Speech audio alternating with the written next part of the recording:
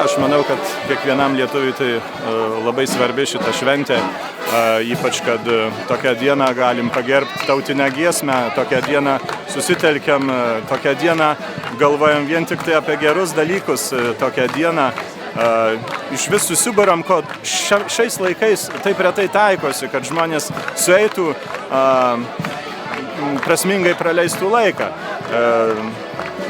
Dabar, kada turim kompiuterių laikotarpį, kada turim televizorius, žmonės praktiškai neišeina iš savo namų ir nesusitinka, nepašoka, nesudainuoja. Tai yra labai gera proga prisiminti senus, gerus laikus ir uždegti savyje tą švieselę lietuvybės.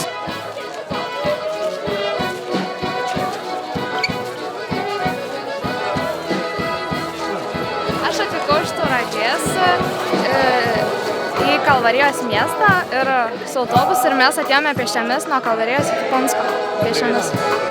Tai mano gimtoji šalis, tėvynė, kurioje aš gyvenu. Tikiuosi šiandien išvažiuosiu.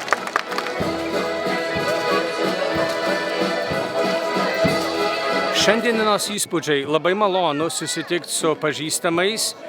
Sutikau mano draugus šiandien ir iš Lietuvos svečius taip pat. Tikrai labai malonu šį vakarą praleisti kartu Punske.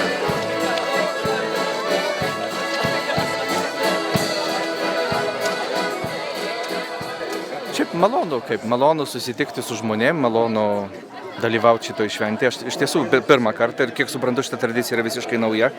Ir malonu, kad vidury vasaros gražiai saulei, ką tik tai nusileidus, žmonės susitinka ir jaučia džiaugsmą bendrauti ir dar tokią progą, reiškia Lietuvos antros valstybinės šventės proga.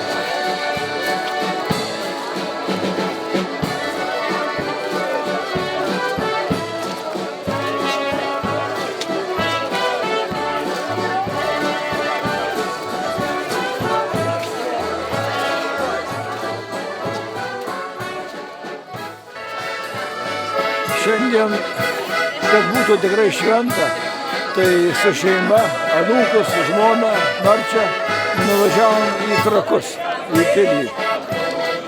Nes aš manau, kad Trakuose buvo ir pirmasis mūsų karalius. O grįžau ir jau neturėjau jėgų kitaip važiuoti čia, kad važiavau pasimė. Vis dėlto šičia pasim daugiau susirenka negu Alytuje. Ir mane labiau traukia į Punską.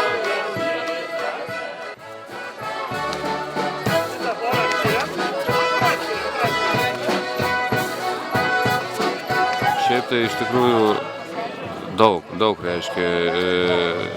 Tai yra labai tautiška diena, labai širdį smagu. Nebereikalo 29 km mušėm kojas, kad pūslės trynėm, kad galėtume ateiti ir sugiedoti himną, nes tai yra vieną kartą metuose ir tai yra valstybinė šventė. O valstybinė šventės tai visą laiką šventės. Va, tai šiaip daug reiškia. Ir man labai malonu, aš antrį metą jau čia giedu himną. Pernai dalyvau ir šiemet ir jeigu įvyks kitais metais giedosiu.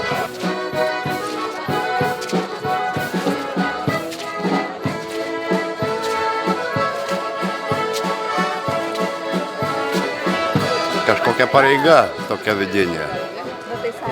Visų pirma.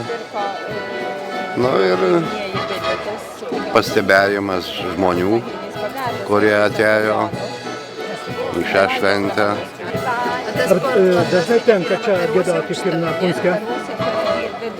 Praktiškai, kai pradėjom giedoti, jau dabar net neatsimenu, tai jeigu nebūnu kur išvažiavęs, tai visada ateinu. Aišku, labai malonu skleisti tą lietuvybę tokiuose kraštuose, uždarose bendruomenėse, kuriuose tos lietuvybės labai reikia. Ir viskas. Iš kur tas noras ateiti tiek kilometrų ir giedoti čia kartu su skaičiais? Iš patriotizmo, aišku, kiekvienas lietuvis kaip brolis, aš manau. Tai toks ir vienybės jausmas, broliškas. Bet tas patriotizmas čia Punske kažkaip jums kitokios negu Lietuvoje? Ne, aš manau, lygiai toks pats. Tuo pačiu jūs norite palaikyti ir mus. Taip. Kitaip čia nebūčiau.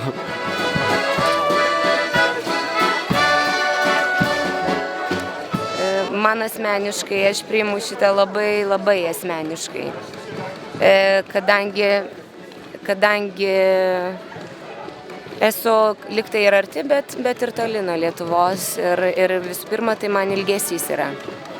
Ir ką aš galvojau prieš ateidama giedoti šito himno, tai pirmiausia pagalvojau, gerai, mums šičia yra didžiulė šventė. Didžiulė liktai vienybės jausmas, kad visam pasaulyje mes vienijamės, bet vienijamės tik tie, kuriems yra gerai. Aš pagalvojau, kokį himną ir ką gieda mano tėtis ligoniniai, gulėdamas, kur valstybė skiria tik tai 4 mėnesius dotacijos paralyžiuotiems žmonėms. Kokį himną gieda mamos, kur vėžiu sergantis vaikai negauna valstybės paramos, kad išgyti. Kokį himną gieda ir ką gieda benamis, kuris galbūt dėl klaidų ir prarado būstą. Kokį himną gieda vienišos motinos, kurioms yra siūloma gyventi vienišų motinų globos namuose, kur ar antstolio, ar kažkokių netgi nes dėl savo klaidų yra išmestos iš namų bet nenori atiduoti vaikų namus. Man himnas šitas ir šitie žodžiai labai skauda. Ne tik tai man skaudavo šitą Lietuva. Ir giedant himną kaskart, ar tai mokslo metų pradžia, ar tai mokslo metų pabaiga, ar tai šitokia šventė, aš kiekvieną kartą šitos žodžius priimu labai asmeniškai ir man norisi verkti. Nes tie žmonės, kurie atiduoda iš tikrųjų visą širdį, ir tas himnas, tai yra turbūt, aš manau, jie žino apie tai, jiems yra malda. Nes tie žmonės, kuriuos visus aš suminėjau,